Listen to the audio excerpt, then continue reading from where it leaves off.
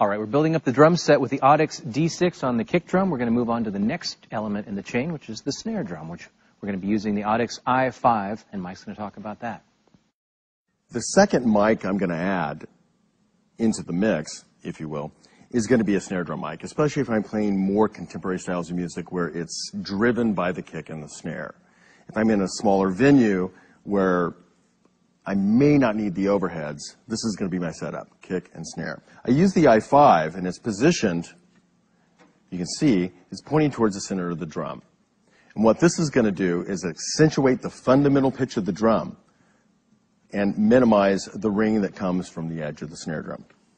This is what it sounds like.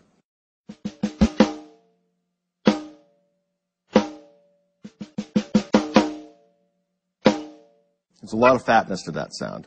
Now, the second position I would use if I'm playing, let's say, lighter styles of music, like jazz, I'm going to point the mic towards the edge of the drum. What that's going to do is accentuate the ring or the overtones that are generated from the edge of the drum and minimize the fundamental pitch. It also is going to help reject some of the sound around the snare drum, like the hi-hat and the toms, from bleeding into the microphone.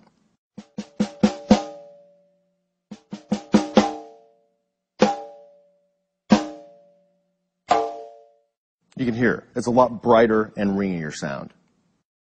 The i5 microphone is definitely the go-to workhorse for the Audix line. You can use that microphone on anything. It'll work on guitar cabs. You can sing into it.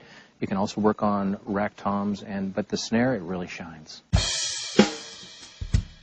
Here's a quick tip.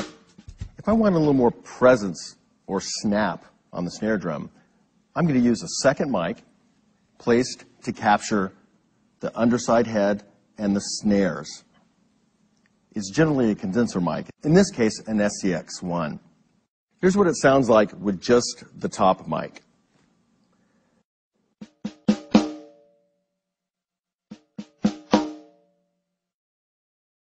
Here's what the bottom mic alone sounds like.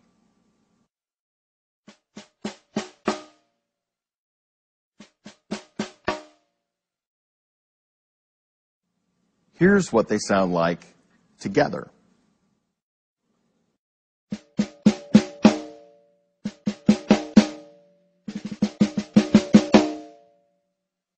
Generally, the phase is flipped on the bottom mic.